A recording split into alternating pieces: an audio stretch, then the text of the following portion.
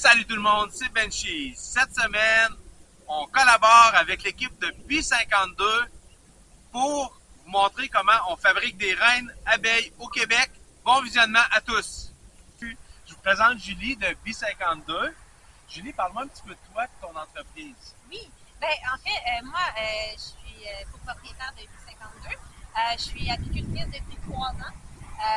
Et cette année, ben, c'est vraiment l'étape majeure où on devient apiculteur professionnel. Je dirais que les 2 années passées, c'était pour se faire la main un petit peu. Puis cette année, ben, on a vraiment pris le step de plus. Là. Puis vous commencez cette année à développer des reines. Oui, exactement. Première année où on essaie de faire nos propres reines. Je travaille déjà présentement pour un apiculteur qui fait peur de reines. Puis ben, ça me donne des trucs. Donc cette année, ben, je vais m'en occuper. Puis tu vas nous montrer comment on fait des reines au Québec. Exactement. Super. Comment on fait ça? OK. Là, ça, c'est une grosse question parce qu'il y a quand même beaucoup de choses qu'il faut savoir. Fait qu'on va essayer d'y aller un petit peu en résumé. D'accord. Donc, pour avoir des reines, ben, ça prend des ruches fortes parce que ça prend beaucoup d'abeilles pour élever. Ben, on fonctionne par mode de greffage là, en général. Donc, de mon côté, ben, on prend des jeunes œufs d'environ 2-3 jours. Le plus petit larve que tu peux aller chercher, tu les greffes. Tu les mets dans une ruche qui est très populeuse et très forte dans les jeunes abeilles qui vont élever ces cellules de greffage-là en cellules. Super. Puis les cellules royales vont émerger avec des reines vierges. Exactement. Bien là, après ça, l'étape d'après, une fois que tu as tes cellules royales, il faut s'assurer de les récolter avant, bien sûr, que les reines vierges émergent. Parce que s'il y en a une qui émerge, bien, elle va tuer toutes les autres. Hein? Fait que, il y a vraiment une chose qui est très importante là, dans l'élevage de reines, il faut que ça soit très timé. Il y a vraiment des temps très précis. Donc, beau temps, mauvais temps, on est dans les ruches tout le temps. On parle de greffage. Le greffage, qu'est-ce que ça veut dire?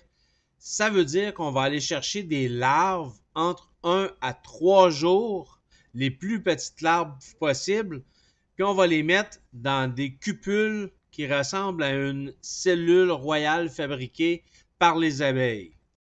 Vous voyez ici à quoi ressemble une cupule. C'est ce que c'est. C'est un petit bout de plastique qui va imiter un début de cellule royale. Donc, dans cette photo-ci, on voit justement les œufs qui ressemblent à des petits grains de riz et on voit aussi les larves. On va aller chercher les plus petites larves. Comme vous voyez dans le milieu, les très, très petites, là, c'est ceux qu'on veut aller chercher pour justement greffer, mettre dans nos cupules de plastique. Pour aller chercher les larves, on va utiliser un grafting tool, qui est l'outil qui est en haut à gauche de votre écran. Puis, on va récolter la larve tranquillement avec le grafting tool.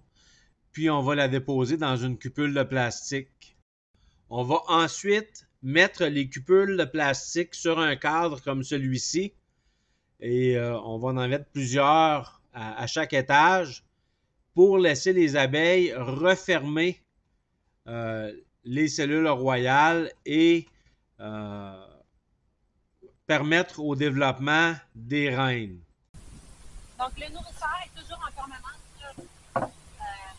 sur ma nourrice. Moi, j'ai un starter finisher.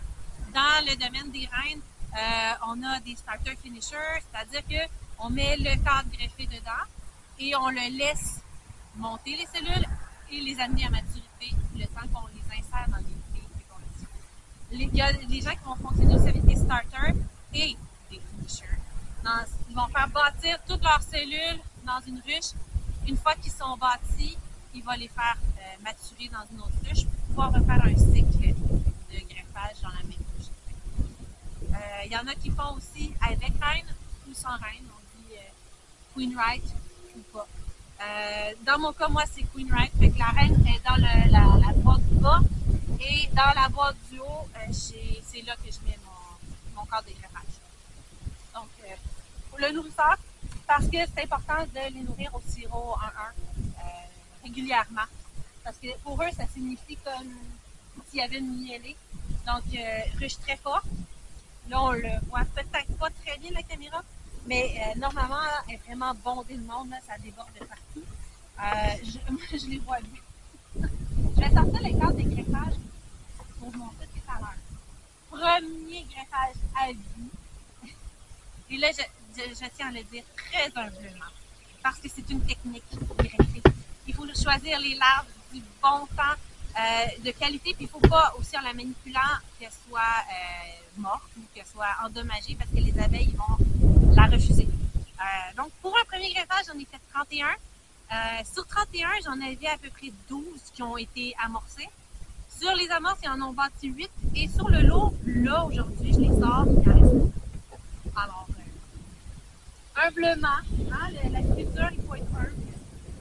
Ça aurait pu être pire, j'aurais pu en avoir 0. Ah, bravo. Alors, j'ai mes cellules royales ici, j'en ai 1, 2, 3. On voit qu'il y a des amorces, mais elle n'est pas finie ici. Et ici, elle n'est pas finie. Donc, j'en ai 3 viables. Les 3 qui ne sont pas émergées, flou, j'aurais eu peur qu'il y en ait une qui soit émergée et qui tue toutes les autres. Je vais la remettre là pour qu'elle garde température. C'est vraiment pas chaud. Voilà. Alors, ce que je vais faire un peu plus tard, là, quand je vais finir ma journée, quand je vais l'amorcer plutôt, je vais récolter mes cellules royales, je vais les mettre dans un cooler dans lequel j'ai mis une bouillotte pour garder une température plus chaude. Et rapidement, je vais me déplacer sur mon site de fécondation. Je vais aller insérer mes cellules royales dans mes nucléaires de fécondation.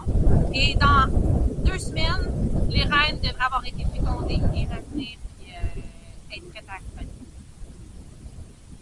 Donc, avant que les cellules émergent, avant que les reines émergent, il faut les transférer dans des nucléaires de fécondation, donc dans des nucléaires où il n'y a pas de reine.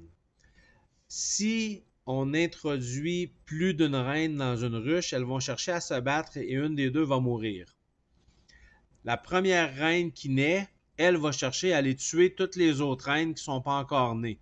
Donc, c'est important de transférer les cellules qui sont sur le point de naître dans des ruches différentes qui n'ont pas de reine pour qu'il n'y ait pas de perte de reine par une qui est née plus tôt que les autres et qui a tué toutes les autres reines. Et voilà, c'est déjà tout pour cette semaine. J'espère que vous avez aimé la vidéo. Un gros merci à toute l'équipe de Bee52 pour m'avoir accueilli dans leur rucher et m'avoir instruit sur le développement des reines au Québec. Allez visiter leur site web www.bee52.ca et à la prochaine!